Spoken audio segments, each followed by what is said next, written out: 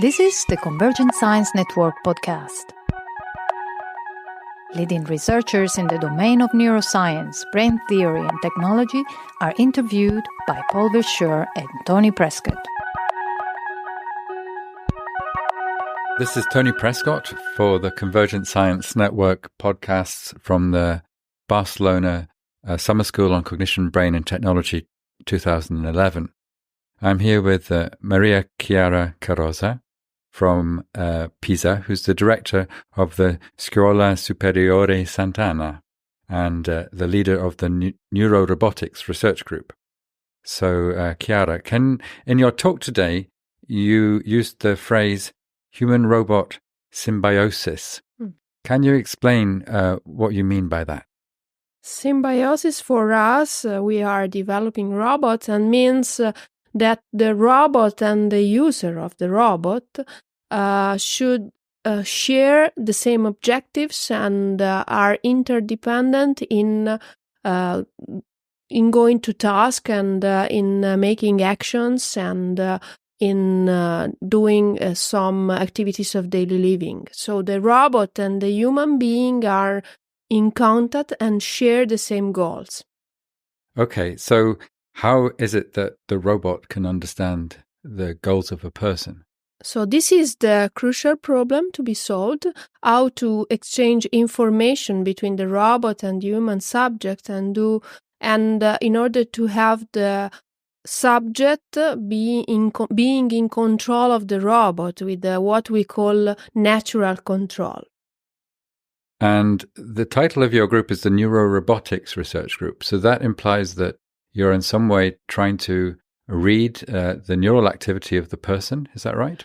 The neuro-robotics means that we would like to join the knowledge in the field of robotics and in the field of neuroscience in order to develop better robot able to read the activity of the brain. It's not important to read the activity of neurons, but of the brain. So we would like to exploit the signals that are available in order to understand what the subject really wants to do and try to send this command to the robot in order to have the robot execute the action that the human being wants to perform. So for the robot to understand the human, there are various signal channels that you could access. And so which are the ones that you think are the most promising? It's very difficult we are still investigating, so it's difficult to say which are more promising. We are for the moment using non-invasive signals, which means that we are not implanting interfaces in the cortical in the brain and in the cortical areas of the brain.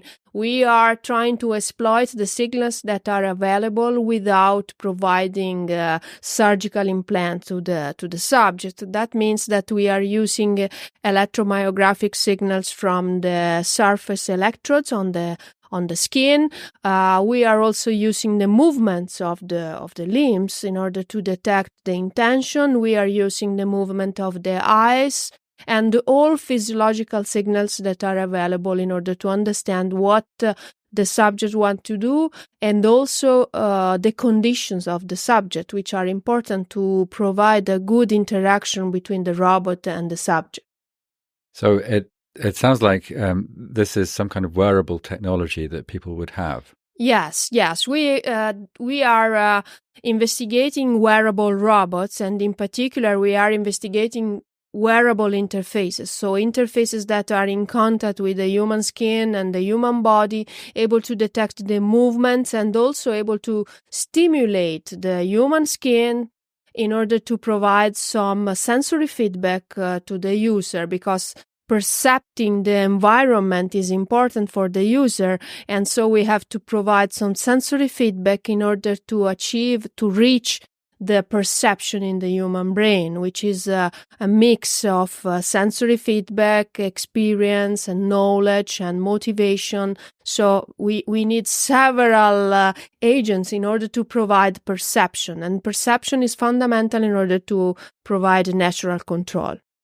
So the types of robots that you're mainly interested in are ones that are interacting very closely with people. And one type of robot, I guess, would actually be a prosthesis, something like a replacement limb, which would be attached to a person and read these kinds of signals from their skin, for instance. Yes, we are investigating prosthetic hands and in particular how to control the hand with the brain, which means to achieve this body ownership with an artificial hand. That means that the artificial hand is in contact with the human skin because it's implanted on the stump of the subject.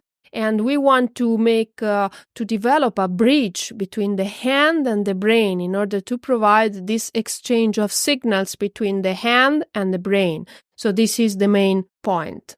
So a lot of people are building robot hands, but what is special or different about a robot hand that could be worn by a person as a prosthesis? Oh, first of all, you have to develop a hand which is cosmetic, which means that the external appearance must be good. You cannot think that the user wear a sort of non-static hand with iron or similar, reminding us to Terminator or to fiction robots. So the user wants a hand which is similar to the natural hands and wants to have social interaction and satisfaction in contacting people and in being in the external world.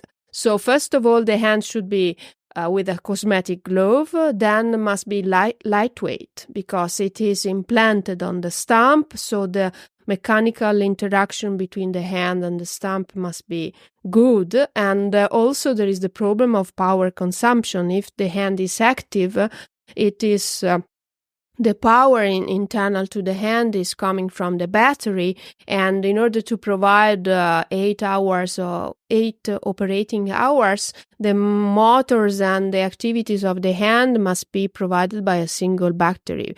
So you cannot think to plug the hand during normal activities, for example, during working activities or entertainment activities or similar. You must provide 8 hours or normal operation. That means that the system must monitor the energy consumption and try to distribute the energy in an appropriate way without losing energy. And also that there is another problem. It's related to sensory feedback. So the hand is in contact with the environment, so you should provide sensors for monitoring the interaction between the hand and the environment, and also sensors for providing proprioception and body ownership to the user. So you mentioned body ownership, and you described a really interesting experiment in your talk where people, subjects in the experiment, somehow get a sense of body ownership for a hand that's made out of rubber. Now, how can that come about? Yes, this is an interesting example, well known in neurophysiology, and we are trying to export this typical experiment of neurophysiology into robotics. That is an experiment where a subject is watching a cosmetic hand, a rubber hand, which is close to the natural hand, and the subject, by doing some interaction, by brushing on the hand, on the rubber hand, on the natural hand, the subject is looking only at the artificial hand. If the hand is really similar to the natural hand, the subject starts to develop a sort of body ownership for the rubber hand, which starts to belong to the subject. So when you stab the rubber hand, the subject feels that you are stabbing the real hand. So it's something about the correlation of the sensory signals that I get from touch on my real hand and seeing somebody stroking the rubber hand that gives me this illusion that the rubber hand is part of my body. Yes. And so is it a mixture of the visual signal and the tactile signal that... Okay, the task for neurophysiologists, neuroscientists is to understand if it is only related to the to vision and involving only the areas that are related to vision in the brain. And there are some papers demonstrating that also the sensory motor areas of the brain are involved in the task. That means that there is this involvement of perception for us.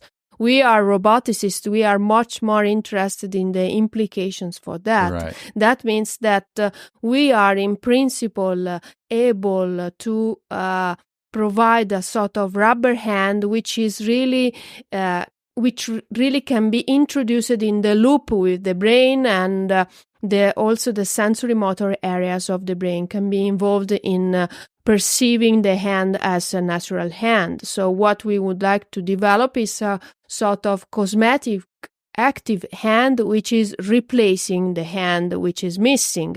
So it's a step forward, because in that case the subject is without hand and must own the new hand, which is artificial. So existing prostheses are presumably made out of plastic or wood or whatever.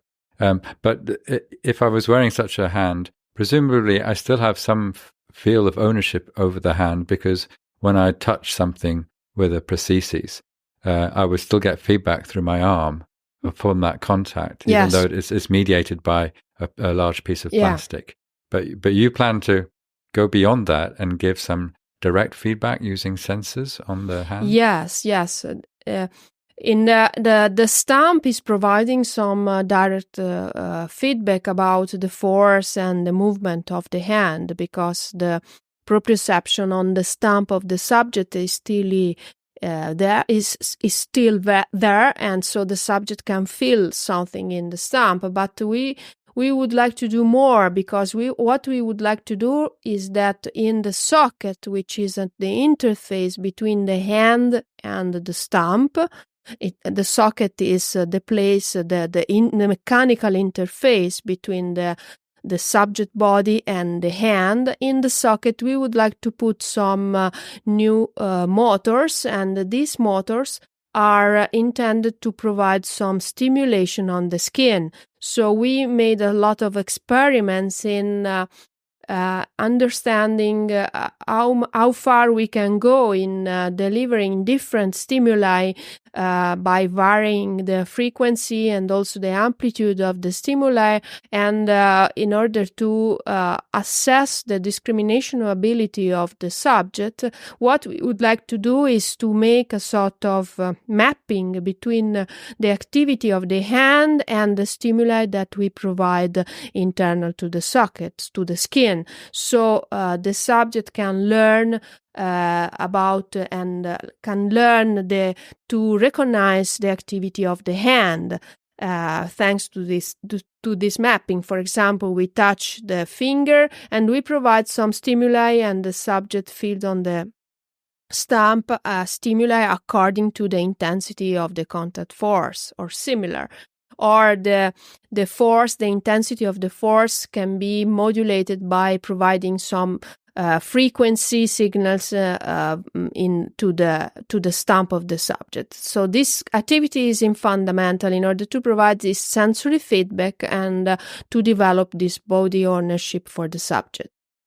So you say that they feel this on the skin of the arm, but the sensor's on the tip of the robot finger.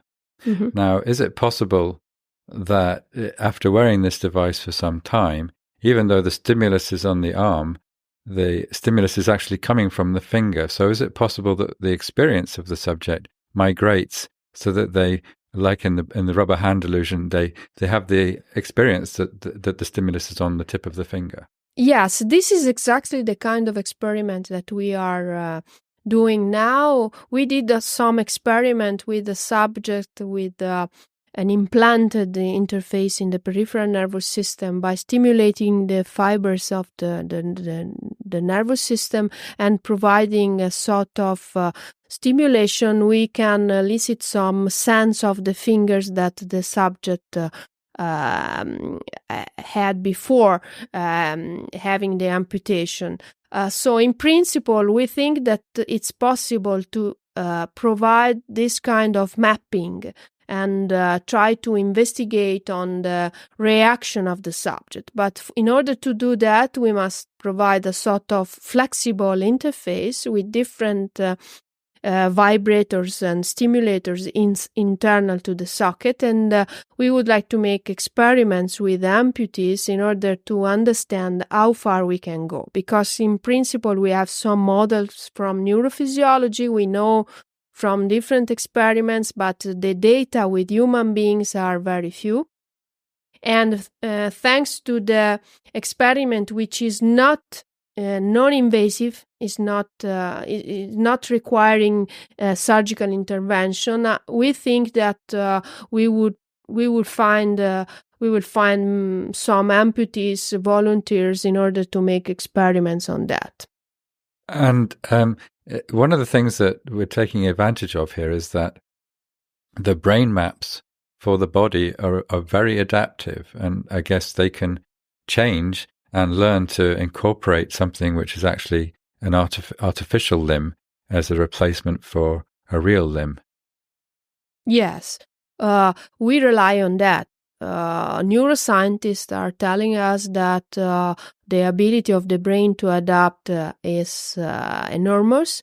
We know that the motivation for the amputee for the subject to be in the loop and to achieve this kind of body ownership is strong. We know that subjects using prosthetic hands are waiting for new development, and the feeling the external environment is one of the major point when they raise issues about future development of the hands. They want to feel the external environment.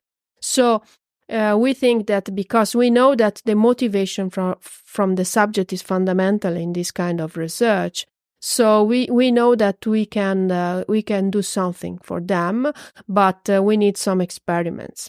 So sometimes people that have lost a limb report a phantom limb experience where they feel they still have the limb and that it's twisted or in some painful position.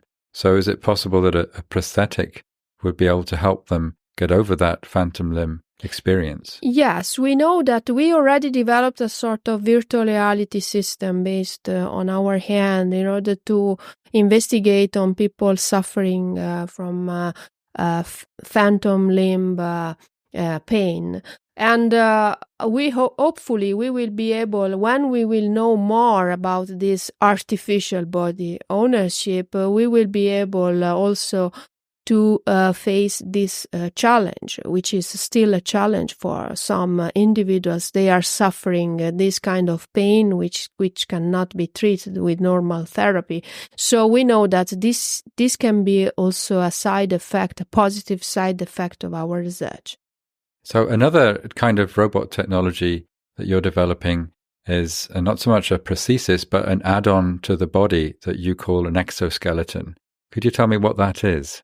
The exoskeleton is a sort of external structure which is coupled to the joint. So in the case of upper limb is a sort of external suit with a articulated system which is providing assistance to the limb, so is providing, for example, additional torque in order to accomplish some task in the upper limb. For example, in reaching an object when the subject is weak after suffering stroke or similar pathology and has the limb which is weak, this kind of external structure is able to provide some force to perform the task.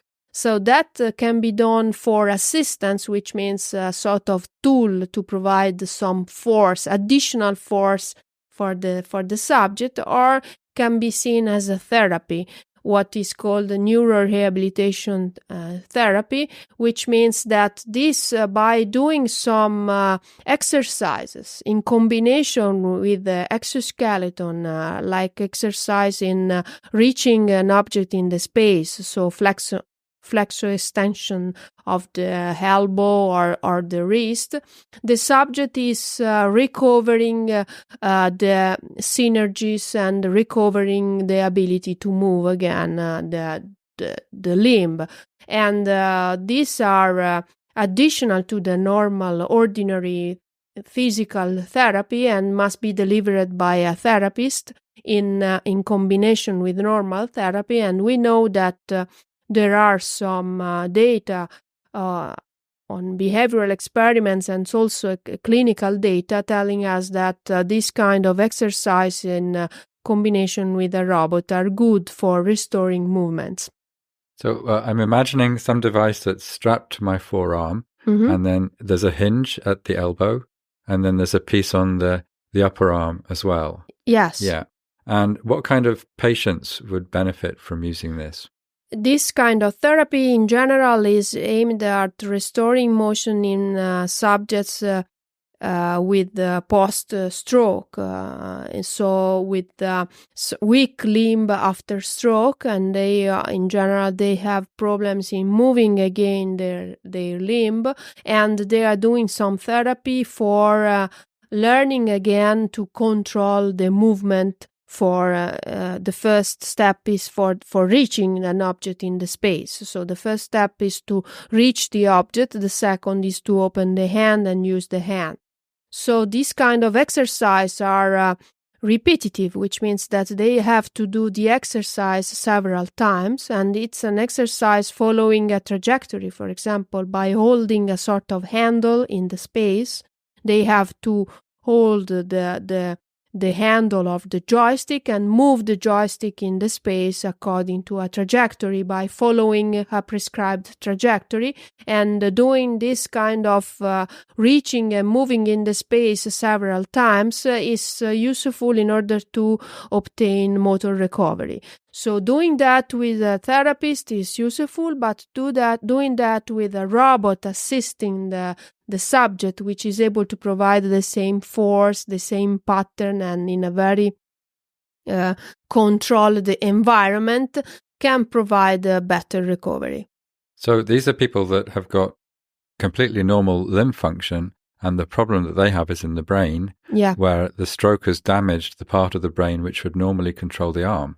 Yes. And so we're counting on brain plasticity to find another way of controlling the arm. So if we can, in a repeatable way, move the arm using the robot, eventually the brain will take over. Is that how it works? Yes, it's like that. It's more complex because also the arm is weak because it's not used anymore. So, and what in the final objective is to recover also the correct synergies in the muscular structure of the subject. So it's not only a problem of brain, but it's also a problem of muscles and structures, and to the correct movements in the space by moving the muscles. But it is exactly that. And from our point of view, in robotics, we have to develop such kind of systems which are acting in parallel to the natural limb. So it's completely different from prosthetics, where you replace a limb which is missing. So it's not a parallel system, is substituting the hand. In that case of exoskeleton, it's much more complicated because you are introducing a system which is acting in parallel. So you have two manipulators in parallel. One is the natural limb and one is the artificial limbs, and they are moving together. And this is the real symbiosis, which means that the natural and the artificial manipulators must share the same goal and do the same actions. If this symbiosis is not working, the system is failing. So this is a really big research problem, that if I have an artificial hand and I'm trying to control it using my brain and the hand isn't understanding my intentions, it could do all sorts of things that maybe I don't want it to do. Yeah. So how are we going to avoid that? It's very difficult. This is our problem in developing shared control, which means that you have the subject who is supervising the hand, and then there is an autonomous control system internal to the hand. And so for robotics, the most important thing is to have the system working together with appropriate harmony. And so when the system for us is failing, when it is not executing exactly what the subject is willing to do. And in that case, the subject wants to open the hand and the hand is not opening. And that is frustrating for the subject. And in that case, the subject refuses to use the hand because the hand is not good in performing the task. And also for social interaction for the subject is not good if the hand is opening or closing or doing things when the subject doesn't want, in causing some embarrassing situation for the subject. So we know, and we in our experiment we measure the success percentage of tasks. So which means that if the system is good, you can go to 90% of success rate. If you go to 60%, the system is not good, because that means that you have 40% of cases when the hand is not executing the intended task and the system is not good. And also the burden for the user is too much. Because one of the goal is that the burden for the user to learn and then to use the system must be low. So in one of the Star Wars films, I'm sure you know, Luke Skywalker loses a hand in a fight with Darth Vader. Yeah. And he goes on a hospital ship and they replace it with an artificial hand. Is that science fiction, or is it something that we might achieve one day? I think we will achieve that. I'm pretty sure we will achieve. I don't know when. I don't know if I will be alive, but I think we will achieve that, and this is exactly our objective. So you have a wider approach. So you described the exoskeleton as a way of doing some kind of therapy.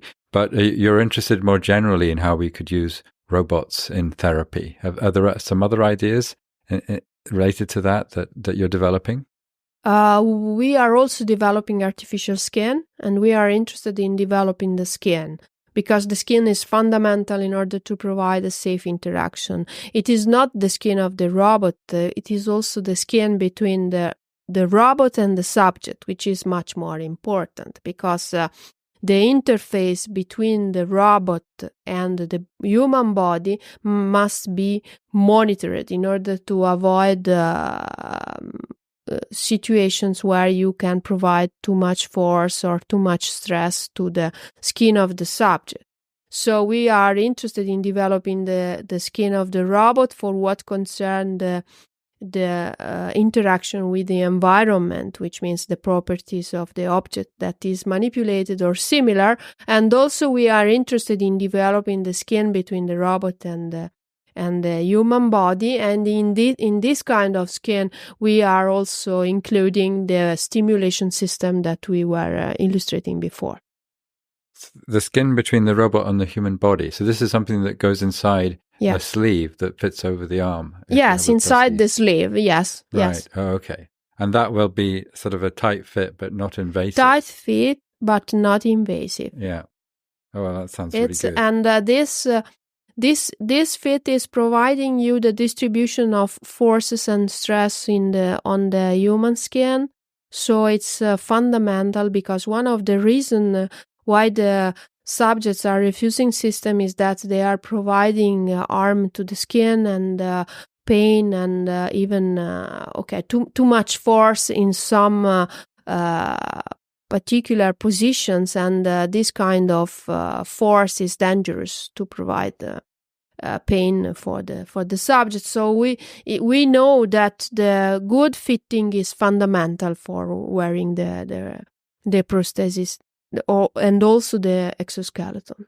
So the big research challenges right now, because it's still in the laboratory, this technology, isn't it? You're not yet at the stage of being able to. We are developing experiments in the laboratory, and also we are doing experiments in clinical facilities with amputees in order to make trials for our interfaces. So it's not commercial at all. And what do the amputees report about?